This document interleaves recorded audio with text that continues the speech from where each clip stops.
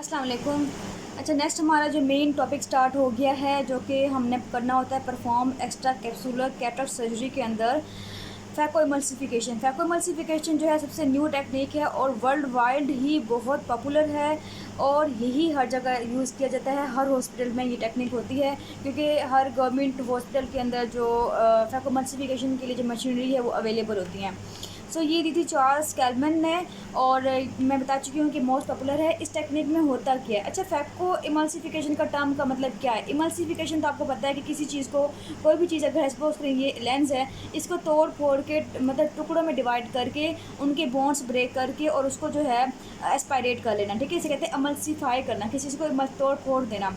और फैको का टर्म जो है वो इसलिए यूज़ होता है कि लेंस की वजह, लेंस के लिए, या फिर एक फैको प्रोब होता है जो कि लेंस कैटरेक्ट लेंस को रिमूव करने के लिए यूज़ किया जाता है, इसलिए हम कहते हैं फैको इमल्सिफिकेशन। अच्छा, अभी इस टेक्निक में होता क्या है वो बता चुकी मैं आपको कि इसमें होता है कि breaking down of cataract lens by application of ultrasonic vibration. अब जो लेंस है, लेंस के अंदर जो कैटरेक्ट है वो बहुत हार्ड सा होता है, उसको तोड़ने के लिए हम किस तरह तोड़ेंगे? अब कोई हम उसमें कोई मतलब इस तरह का कोई नाइफ़ तो नहीं मार सकते ना, इस तरह तो कोई ब्रेक तो नहीं होगा। जाहिर सी बात है, कोई ना कोई एनर्जी, कोई ना कोई इस तरह की एनर्जी चाहिए जो कि उसे ब्रेक कर दे। तो हम इसके लिए यूज़ करते हैं अल्ट्रासोनिक वाइब्रेशन यूज़ करते हैं। ये जो अल्ट्रासोनिक वाइब्रेशन होती है ये एक मशीन होती है जिसे हम कहते हैं फैको इमल्सिफायर। मैं आपको डायग्राम दिखाती हूँ उसकी। इस तरह की ये मशीन होती है, ठीक है। इसे हम कहते हैं फैको इमल्सिफायर कहते हैं। जो न्यूक्लियस होता है वो ब्रेक हो जाता है, ब्रेक होने के बाद उसको वहाँ से एस्पायरेट कर लिया जाता है, मतलब उसको वहाँ से जो है ना खींच लिया जाता है तोड़ फोड़ करके, सही है। तो इस तरह से हम इसको यूज़ करते हैं। साथ साथ ये इरीगेट भी कर रहा होता है, मीन इरीगेशन सोल्यूशन भी निकाल रहा होता है। तो इसके मल्टीपल फंक्शन होते हैं एट अ टाइम। ये हर मतलब एस्पायरेट भी कर रहा होता है और इरीगेट भी कर रहा होता है। चलिए जी, अब हम करते हैं हमारा मेन जो ये इंपॉर्टेंट है, इसके स्टेप्स इंपॉर्टेंट हैं। तो कौन कौन स्टेप्स हैं जो कि हमने करवाने हैं फैको इमल्सिफिकेशन में? आप खुद भी ओटी में देख लेंगे, लेकिन मैं भी आपको कंप्लीट बता देती हूँ, दिखा भी देती हूँ कि किस तरह से फैको इमल्सिफिकेशन की जाती है। अगर ये है कॉर्निया और यहाँ पे है कंजक्टाइवा, ठीक है। ये कंजक्टाइवा आ गया, ये कॉर्निया आ गया। अब इन जो हमने देना, सबसे पहले इंसियन देना है। इंसियन करके ही हम अप्रोच कर सकते हैं कहाँ पे? लेंस की तरफ। हमने जो इंसियन देना है इसमें, वो इंसियन देंगे किससे? कैराटोम से। कैराटोम क्या चीज़ होती है? कैराटोम में ना नाइफ़ होती है, नाइफ़ टाइप एक चीज़ होती है इस तरह की। इनके डिफरेंट साइज़ अवेलेबल होते हैं और ये आपकी ओस्पी के लिए इंपॉर्टेंट है। इस तरह की नाइफ़ होती है, ठीक है। ये नाइफ़ जो होती है हम इंसियन लगाते होते हैं इस जगह पे। इनकी साइज़ जो होती है वो 2.5 भी हो सकता है मिलीमीटर, 3 मिलीमीटर भी हो सकता है, लेकिन मेनली जो होते हैं 2.2 के जो है ना वो यूज़ किए जाते हैं। हमने यहाँ से लेना है कैराटोम, और कैराटोम लेने के बाद यहाँ पे एक इंसियन लगाना है। सपोज़ करें यहाँ मैंने इंसियन लगा दिया, तो यहाँ पे इंसियन लग गया। करने के बाद ये अंदर चला जाएगा। अब यहाँ पे मैंने आपको दिखाया है साइड व्यू से, ठीक है, कि हमने यहाँ पे इंसियन कर दिया। अगर मैं एंटीरियर व्यू दिखाऊँ, सपोज़ करें कि ये कॉर्निया है, ठीक है, और यहाँ पे जो हमने इंसियन दिया इसको, यहाँ पे हमने दिया नेज़ल साइड से। नेज़ल साइड से हम जो है ना अपना कैराटोम लेके आए हैं और इस तरह से इंसियन दिए और हम जो है आई के अंदर चले गए हैं। ये हमारा फर्स्ट इंसियन होगा जिसे हम कहते हैं फैको इंसियन। अच्छा, फैको इंसियन करने के बाद हमने क्या करना होता है? सहर सी बात है, एंटीरियर्स में क्या होता है? एक्वस फ्लूइड होता है। अगर हम इंसियन देंगे तो वो चीज़ बाहर निकल सकती है, वहाँ पे प्रेशर कम हो सकता है, हाइपोटनी वगैरह हो सकती है। इसलिए हमने फ़ौरन से वहाँ पे मेंटेन करना है एंटीरियर चैम्बर को। किससे? Visco elastic substance. Visco elastic substance जो है वो मेंटेन रखते हैं एंटीरियर चैम्बर को। ये कौन से होते हैं? आपकी बुक में लिखे हुए हैं जतोई के अंदर कि ये हीलोन के हो सकते हैं, और इसके अलावा जो लिखा हुआ है वो लिखा है हाइड्रोक्सी पॉलीमिथाइल सेलुलोज, ठीक है, हाइड्रोक्सी पॉलीमिथाइल सेलुलोज। ये जो है यूज़ कर सकते हैं इसके अंदर। अब हमने मेंटेन कर लिया एंटीरियर चैम्बर, और ये सिर्फ एक दफ़ा यूज़ नहीं होता बल्कि बार बार हम इंजेक्ट करते रहते हैं, बार बार फ्लूइड को इंजेक्ट करते हैं, ताकि कॉर्निया के बाहर भी इंजेक्ट करते हैं और अंदर भी इंजेक्ट करते हैं, ताकि जो है आई की हाइपोटनी ना हो, आई कोलैप्स ना करे। अब हमने एक इंसियन दे दिया यहाँ पे, इंसियन देने के बाद हम एंटर कर गए हैं। अब एक और इंसियन भी देंगे, क्योंकि ये जो हम फैको इमल्सिफिकेशन कर रहे होते हैं ये सिर्फ एक इंस्ट्रूमेंट नहीं डालना होगा बल्कि दो डालने होते हैं। एक तरफ से हम फैको इमल्सिफायर डाल रहे होते हैं, दूसरी तरफ से हम जो है एक चॉपर होता है, वो हम आप पढ़ेंगे इंशाल्लाह, ओस्पी के अंदर चॉपर होता है जिसे हम उसे चॉप करते हैं, वो डालना होता है। तो इसके लिए हमने सेकंड स्टेप इंसियन लाजमी देना होता है। अब वो कहाँ पे देंगे? वो जो फर्स्ट इंसियन है उसके बिल्कुल राइट एंगल पे देंगे, ठीक है। ये राइट एंगल बनता है, तो हमने यहाँ से इंसियन इसका दूसरा देना है। यहाँ से भी इंसियन हो गया, यहाँ से भी इंसियन हो गया। कितने का इंसियन मेनली होता है? ये 3 मिलीमीटर का हो सकता है, 2.2 मिलीमीटर का भी हो सकता है, डिपेंड करता है कौन सा आप यूज़ कर रहे हैं इसके अंदर। अच्छा, अब इंसियन हमने दे लिए। अब इसके बाद क्या स्टेप होगा। चलिए जी, अब जो फोर्थ स्टेप है इसमें क्या करना है, हमने जो है इंसिजन दे दिया, हम आई के अंदर चले गए हैं। अच्छा हाँ, एक बात मैं बिल्कुल भूल गई, और वो मैं पहले बता चुकी हूँ वैसे, कि इसमें हमेशा आपने पीपल को डायलेट करना है। तो पीपल इतना डायलेट होता है कि तकरीबन पीपल, ये अगर कॉर्निया है पीपल को बिल्कुल यहाँ पे आया होता है, ठीक है, बिल्कुल यहाँ करीब होता है। तो हम पहले ही इसको डायलेट कर लेते हैं, मैं बता चुकी हूँ आपको वैसे। अच्छा, उसके बाद है एंटीरियर कैप्सुलोटमी। एंटीरियर कैप्सुलोटमी का मतलब क्या है? अच्छा, ओटमी का तो मतलब पता है ना आपको, कि किसी चीज़ में सुराख करना, ठीक है, होल करना। कैप्सूल का मतलब ये है कैप्सूल में। सो मैं आपको बता चुकी हूँ लेंस किस तरह का होता है। लेंस, ये सपोज करें ये लेंस है, ठीक है, तो इसमें ये न्यूक्लियस है, तो ये इसका कैप्सूल है। सो कैप्सूल ये वाला सपोज करें ये एंटीरियर कैप्सूल है, तो हम यहाँ से एंटर करेंगे। ये हम एंटर हो गए हैं, ठीक है, हमने यहाँ से एंटर किया, और एंटर करने के बाद हमने एंटीरियर कैप्सूल के अंदर सुराख करना है, और एंटीरियर की तरफ से करना है। इसे हम कैप्सूलर हेक्सिस भी कहते हैं। इसका मतलब ये है कि हमने कैप्सूल को अलग करना है। ये कैप्सूल है ना, कैप्सूल को हमने अलग करना है न्यूक्लियस से। अंदर न्यूक्लियस, इसको अलग करेंगे इस तरह से, जब निकाल देंगे तो आगे आ जाएगा न्यूक्लियस, और मेनली सारा कैरेक्टर न्यूक्लियस के अंदर उसके इर्द गिर्द होता है। सो हम इसको इससे अलग कर देते हैं, क्योंकि जो कैप्सूल है वो उसके जो एपी न्यूक्लियस हो गया और न्यूक्लियस हो गया, उससे आराम से अलग हो सकता है। मीन उसको हम रोटेट करके अलग कर सकते हैं। अब मैंने यहाँ पे बनाया आपके लिए, ठीक है। अब इसके ऊपर जो है ना वो है इस तरह से कॉर्निया, ठीक है। कॉर्निया के अंदर हमने इंसिजन दिया, और हम इंसिजन कौन सा दिया, यहाँ से इंसिजन दिया, और सेकंड जो इंसिजन हमने यहाँ से दिया, ठीक है, यहाँ से इंसिजन दिया। अब इंसिजन देने के बाद हमने कैरोटॉम से इंसिजन देने के बाद हमने क्या करना है कि आगे जाने के बाद ये है कैप्सूल, और कौन सा एंटीरियर कैप्सूल है, और फिर उसके नीचे है ये न्यूक्लियस है, और फिर उसके बाद है जो पोस्टीरियर कैप्सूल है ये। तो हमने क्या करना है कि हमने अब जो ये है कैप्सूल वाला पार्ट, यहाँ से जाने के बाद अब हमने ले लेना है क्या चीज़, सिस्टीटोम लेना है। सिस्टीटोम कहते हैं, एक नीडल शेप की होती है जिसे हमने कट लगाना होता है, या फिर कैप्सूलर हेक्सिस फोर्सेप्स भी कहते हैं। और मैं आपको समझा चुकी हूँ कि कैप्सूलर हेक्सिस क्या होता है। अच्छा, इसको हम कहते हैं, कैप्सूलर हेक्सिस का पूरा नाम है कॉन्टीन्यूस कर्वी लीनियर कैप्सूल। मतलब कॉन्टीन्यूस का मतलब ये है कि हमने कॉन्टीन्यूस ही इस तरह से लेके जाना होता है कर्वी लीनियर मैनर में, ताकि हम उसको अलग कर सकें। अब यहाँ से जाने के बाद यहाँ पे एक इंसिजन दे दिया। इंसिजन देने के बाद क्या होगा कि मैं अगर इसे पकड़ती हूँ, सपोज करें, पकड़ने के बाद इसको इंसिजन किस तरह देना है, इस तरह पकड़ के 12 ओ क्लॉक पोजीशन, यहाँ पे 12 ओ क्लॉक पोजीशन बनती है। सो करने के बाद मैं हाथ से कर रही हूँ, क्योंकि मुझसे यहाँ इससे नहीं हो रहा, लेकिन जो उससे वहाँ से होता है वहाँ पे हम करते होते हैं मेनली सिस्टीटोम से, ठीक है। करने के बाद 12 ओ क्लॉक पोजीशन जाने के बाद मैंने इस तरह से जो है ना बिल्कुल कर्वीनिलर मैनर में हमने एंटीरियर कैप्सूल जो है वो रिमूव कर देना होता है, ठीक है। तो हमने इस तरह से इसका पूरा का पूरा कैप्सूल रिमूव कर दिया है। ये हमने कैप्सूल रिमूव कर दिया। सो ये हमारा पूरा पूरा कैप्सूल रिमूव हो गया है।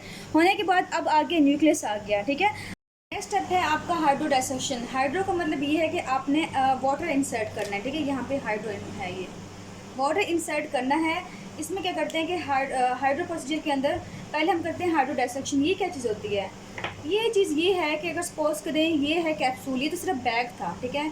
अब ये बैग था, बैग के अंदर जो था वो था कॉर्टेक्स। हमने ये बात की थी कि इसमें क्या होगा, कॉर्टेक्स हो गया, ये कॉर्टेक्स का रीजन आ गया, फिर ये न्यूक्लियस वाला रीजन आ गया, ठीक है। एक और मैं रीजन बनाती हूँ जो कि आप कंफ्यूज ना करें बाद में। सपोज करें कि यहाँ पे एक एपी न्यूक्लियस वाला पार्ट है, फिर ये न्यूक्लियस, 3 रीजन आ गए। एक हो गया कैप्सूल, एक हो गया कॉर्टेक्स, एक हो गया एपी न्यूक्लियस, एक हो गया न्यूक्लियस वाला पार्ट। सबसे पहले तो हमने एंटीरियर वाला पार्ट रिमूव कर दिया, ठीक है। ये हमने पार्ट रिमूव कर दिया, वो हमने दिखा भी दिया।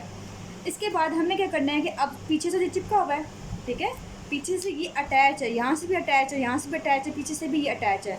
सो इसको पीछे सेपरेट करने के लिए कॉर्टेक्स को, ठीक है, यहाँ मैं मेंशन करती हूँ कि आपने कॉर्टेक्स और किसके दरमियान बॉन्ड ब्रेक करना है, कैप्सूल के बीच में जो है ना अटैचमेंट को तोड़ना है। इसे हम कहते हैं हाइड्रो डाइसेक्शन कहते हैं।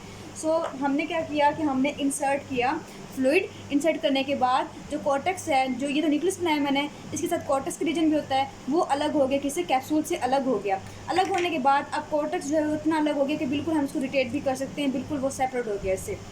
अच्छा, अब मैं दिखाती हूँ आपको कि हाइड्रो डिलिनेशन क्या होता है। हाइड्रो डिलिनेशन मतलब ये है कि आपने किसको किससे अलग करना है, आपने न्यूक्लियस को अलग करना है, किससे अलग करना है, एपी न्यूक्लियस से।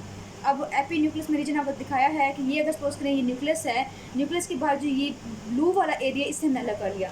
पहले हमने क्या किया कि हमने अलग कर लिया कैप्सूल को, किससे, कॉर्टेक्स से। पीछे कैप्सूल तो हमें रखना है ना, पोस्टीरियर कैप्सूल, ये तो हमारा प्रोसीजर है। एक्स्ट्रा कैप्सूलर मतलब कैप्सूल के अलावा जो है वो निकालना होता है। सो हमने ये इसमें से ब्रेक बॉन्ड कर लिया, तो ये अलग हो गया, ठीक है, ये अलग हो गया।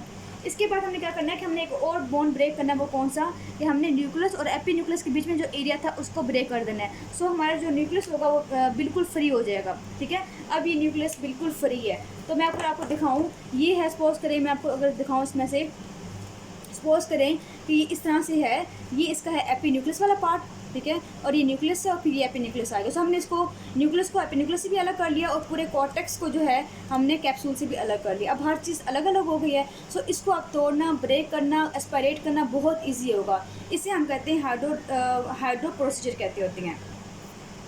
आराम से देखें, आपको मज़ीद क्लेरिफाई करने के लिए मैं आपको बताते चलूँ कि सबसे पहले क्या करना है, आपने हाइड्रो डिसेक्शन किया है। इसमें क्या किया है कि ये सपोज करें कैप्सूल वाला रीजन है ये वाला। ठीक है, ये कैप्सूल है और ये वाला क्या था, कॉर्टेक्स। ठीक है, तो हमने यहाँ पे फ्लूइड इंसर्ट किया तो ये कॉर्टेक्स वाला एरिया कैप्सूल से अलग हो गया। अब हाइड्रो डिलिनेशन मतलब क्या है कि न्यूक्लियस को हमने अलग करना है एपी न्यूक्लियस से। सो फ्लूइड यहाँ पे डाला, फ्लूइड यहाँ पे डालने की वजह से जो न्यूक्लियस है वो बिल्कुल अलग हो गया, बिल्कुल सेपरेट हो गया इससे। ठीक है, तो ये हमारे दो प्रोसीजर इसके अंदर हो गए। बच्चों, अब नेक्स्ट स्टेप क्या होगा, नेक्स्ट स्टेप ये है कि हमने न्यूक्लियस को रोटेट करना है। सो हमने क्या किया, हमने न्यूक्लियस को हर चीज़ अलग कर दी। न्यूक्लियस है तो ये आराम से रोटेट हो जाएगा। ठीक है, ये अपने बैग में रोटेट हो जाएगा। इसको अब काटना करना आसान हो गया है। उसके बाद क्या करना है, हमने फैको इमल्सिफिकेशन ऑफ कैथोड। अब ये जो है इसका मेन प्रोसीजर है जिसमें हमने इमल्सिफाई करना है न्यूक्लियस को, हर एक कैथोड को। सो अब क्या करना है, इसमें आपकी बुक में दिया हुआ है कि हमने क्या करना होता है कि हमने इंसियन देने होते हैं। अगर सॉफ्ट है, अगर हार्ड है, किस तरह के इंसियन देंगे। वो कहते हैं अगर soft to moderately hard nucleus है। ठीक है, फिर हमें क्या करना है कि हमने एक वर्टिकल ट्रेंच मतलब ये है, अगर मैं एपी न्यूक्लियस को हटा दूँ, यहाँ पे ये न्यूक्लियस मेन हमें इसको काटना है तो मैंने इसमें वर्टिकल इंसियन देना है। ठीक है, वर्टिकल ट्रेंच देना, ट्रेंच का मतलब ये तो ग्रूव टाइप बन जाएगा। और उसके बाद हम उसको डिवाइड कर देंगे मज़ीद। ठीक है, उसको फिर हम काट के बाहर निकाल लेंगे। अगर moderately hard to very hard, बहुत ज़्यादा हार्ड न्यूक्लियस है तो हमने बहुत डीप मतलब बहुत डीप तक जो है ना क्रैटर बनाना होता है ताकि हम उसको मज़ीद काट सकें। ठीक है, अगर मैं आपको यहाँ पे दिखाऊँ, सपोज करें अगर ये न्यूक्लियस है। ठीक है, हमने इसमें इस तरह का इंसियन देना है पहले, किससे, फैको प्रोब से। एक हम यूज़ करेंगे फैको प्रोब जिससे वो इंसियन दे रहा है। ठीक है, अल्ट्रासोनिक यूज़ करके वाइब्रेशन। और सेकंड जो है एक चॉपर होता है जिससे वो काट रहा होता है। सपोज कि मैं इसको न्यूक्लियस को जो है ना काट देती हूँ। हमने एक जो है ना वर्टिकल इंसियन दे दिया। ठीक है, ये वर्टिकल इंसियन हो गया। और वर्टिकल इंसियन भी कितना होता है, डीप होता है। ये इंसियन देते हैं वर्टिकल, तो ये कट गया। ठीक है, कटने के बाद एक ऐसे इंसियन देना है, दूसरा हमने यहाँ पे देना है। ठीक है, इस तरह से यहाँ से भी काट देना होता है। यहाँ से भी हमने काट दिया, यहाँ से हमने काट दिया और इस तरह से ये पूरे का पूरा फ्रेगमेंट बन जाएगा। जब दोनों तरफ से ये कट जाता होता है, अब ये इसको आसान है मज़ीद ब्रेक करना। ठीक है, क्योंकि हमने एक स्टेप बाय स्टेप ब्रेक करना होता है। अब यहाँ से भी काट दिया, यहाँ से हर चीज़ से काट दिया। अब ये टूट गया, टूटने के बाद इसको मज़ीद फ्रेगमेंट डिवाइड करना है। मतलब मैं इसको अगर मज़ीद काट दूँ, इसको छोटे छोटे इसको जो है ना पास बना दूँ इसके, तो ये मज़ीद जो है ना टूट जाएगा इस तरह से। ठीक है, तो ये टूटता जाएगा और हम इसको एस्पायरेट करना इजी हो जाएगा। क्योंकि एस्पायरेट जो है बहुत बड़ी चीज़, हार्ड चीज़ एस्पायरेट नहीं होती, बहुत छोटी छोटी फ्रेगमेंट्स की फॉर्म में होगा तो वो आराम से इजीली एस्पायरेट हो जाएगा। तो हमने फैको प्रोब से ही उसको जो है वो इस तरह से यहाँ डाल के उसे खींच लेना होता है। सो मैं इसको अगर सबका सब रिमूव कर दूँ, ठीक है, ये भी रिमूव हो गया, ये भी सारा टूट गया, ये सारा कुछ जो है ना वो रिमूव होके हमारा बाहर आ गया। ये कौन सा था, ये सारा का सारा हमारा कैटरेक्ट था, ये हमने रिमूव कर दिया, बाहर आ गया। जो हमने क्या किया कि हमने न्यूक्लियस की इमल्सिफिकेशन करके उसको बाहर रिमूव कर दिया। उसके बाद हमने स्टेप भी कर लिया कि हमने उसको एस्पायरेट कर लिया। ठीक है, ये हमने जो टुकड़े थे सारे निकाल लिए बाहर, तो एस्पायरेट कर लिया। अच्छा, इसके बाद ना आखिरी प्रोसीजर ये होता है कि मैंने आपको बताया था कि हमने यहाँ से जो है कैप्सूल रिमूव किया, तो कैप्सूल जो ये वाला पार्ट है ये तो रह जाएगा, ये वाला पार्ट तो रह गया है क्योंकि पोस्टीरियर तो हमने बचाना है, वो तो हमने नहीं छेड़ना उसको। लेकिन अंटीरियर पार्ट जो है इसके जो साथ साथ जो कैप्सूल के थ्रेड्स लगे होते हैं उसको भी रिमूव करना होता है। सो उसको भी ब्रिक ब्रिक तोड़ के इस तरह से करके इसको भी अगर इस तरह से ये होते हैं टुकड़े, ठीक है, उनको भी खींच के तो बाहर निकाल लेते हैं। सो वो हम करें इसको बाहर निकाल देते हैं। ठीक है, तो हमारा पूरा कैप्सूल निकल गया है। अब ये सिर्फ और सिर्फ पोस्टीरियर कैप्सूल, पोस्टीरियर बैग जो है वो रह गया है क्योंकि इसको हमने रखना था। और यहाँ पे हम जो है अपना नियर लेंस जो आके इंसर्ट कर देंगे। सो इसमें हमने विस्कोइलास्टिक सब्सटेंस भी डालते रहते हैं ताकि क्या हो कि जो बैग है वो कोलैप्स ना करे, वो जो है वो मेंटेन रखे अपने स्ट्रक्चर को। जो हमारा लास्ट स्टेप रह गया है और वो क्या स्टेप था कि हमने इंट्राओक्यूलर लेंस जो है वो इसके अंदर इंसर्ट कर देना है, इसी बैग के अंदर इंसर्ट करना है। ठीक है, तो हम अपना लाएंगे इंट्राओक्यूलर लेंस। और इंट्राओक्यूलर लेंस जो होता है वो कौन सा होता है, वो तकरीबन फोल्डेबल होता है। मैं पहले बता चुकी हूँ कि इंट्राओक्यूलर लेंस कौन से होते हैं, हार्ड भी होते हैं, सॉफ्ट भी होते हैं, फोल्डेबल भी होते हैं। ठीक है, ये सारे के सारे हम इसके अंदर इंसर्ट कर सके हैं। तो हमने अपने जो लेंस है वो इंसर्ट करना, सपोज कर इंसर्ट करना, तो हम क्या करेंगे, हम इस तरह से लेके आएंगे, फैको के ज़रिए ही लेके आते होते हैं। आने के बाद सपोज कर ये लेंस आ रहा है, ठीक है, आने के बाद इतने से आने के बाद इसको ये अनफोल्ड हो जाएगा, होने के बाद जो है यहाँ पे हम इसको प्लेस कर देंगे, ठीक है। तो ये हमारा जो लेंस है इसके ऊपर प्लेस हो गया है, ये प्लेस हो गया है, और ये जो है वर्क करेगा वैसे ही जैसे पहले करता है। तो ये हमारा कंप्लीट प्रोसीजर हो गया है। इसके बाद हमने कोई सूचर नहीं लगाने होते, ये सूचर लेस प्रोसीजर होता है। और इसके बाद बैड और बैंडेज जो है हम इसको लगा देते हैं कुछ हिस्से के लिए, और बाद में जो है हम इसे ठीक कर लेते हैं। सो ये आपका सारा का सारा फैको इमल्सिफिकेशन का प्रोसीजर था, जिसे हमने कैटरेक्ट रिमूव कर लिया और इंट्राक्यूलर लेंस जो है वो इंसर्ट कर दिया है। सो अब हम देखते हैं रियल में किस तरह से फैको इमल्सिफिकेशन परफॉर्म किया जाता है। सबसे पहले आपको डायलेटेड पीपल मिल रहा है, और हमने एक केराटोम से इंसियन दिया है, और उसके बाद हमने सेकंड इंसियन दिया राइट एंगल पे, जो कि क्लियर कॉर्नियल इंसियन है बाय केराटोम। सो आपको डायलेटेड पीपल मिल रहा है, और हमने इंसियन भी दे दिया। इसके अलावा हमने क्या करना होता है कि एनेस्थीसिया भी दे सकते हैं, लेकिन वो मैटर करता है, पहले भी दे सकते हैं। इसके बाद हमने विस्को इलास्टिक मटेरियल जो है वो डाल देना होता है, ताकि हमारा एंटीरियर चैम्बर जो है वो कोलैप्स ना करे। इसके बाद हमने क्या करना है कि हमने कैप्सूल को अलग करना है एंटीरियरली, इसे हम कहते हैं कैप्सूलर हेक्सिस। सो हमने एक इंसियन दिया थोड़ा सा हल्का सा, उसके बाद हमने 12 ओक्लॉक पोजीशन से उसको खींच के एंटीरियर कैप्सूल को कोर्टेक्स से जो है वो हम अलग कर लेते हैं। जो आपको नज़र आ रही है हल्की सी थिन सी लेयर, ये मेनली कैप्सूल है जो कि अलग हो रहा है कैटरेक्टस कोर्टेक्स से।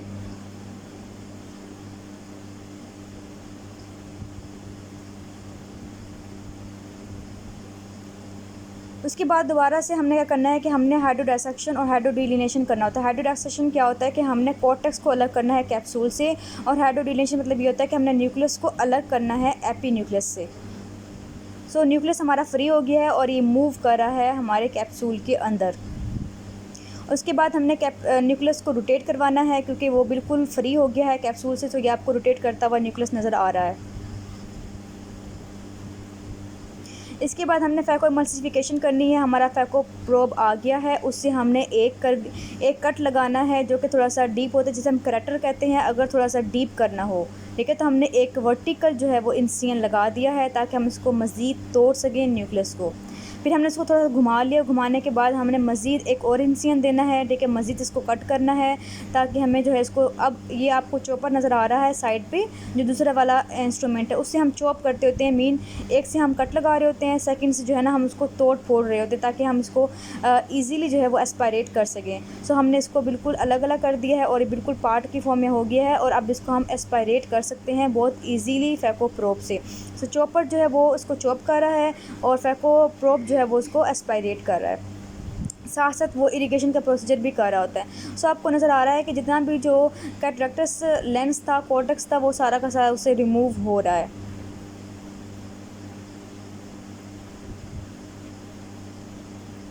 अब ये देखें कि आपका पूरे का पूरा रिमूव हो गया। इसके अलावा कॉर्टिकल क्लीनअप का मतलब ये मैंने बताया था आपको कि एंड पे कुछ कॉर्टिकल के पार्ट जो हैं, कॉर्टेक्स के पार्ट वो रिमूव वो रह जाते हैं, कॉर्टेक्स के भी कैप्सूल के, तो वो भी हम इसको रिमूव कर लेते होते हैं एट द एंड, जो कि हम न्यूक्लियस करने के बाद करते होते हैं। इस तरह से पूरे का पूरे जो आई है उसको हम क्लियर कर लेते हैं, कोई भी कैटरेक्ट का पार्ट नहीं रहता उसके अंदर।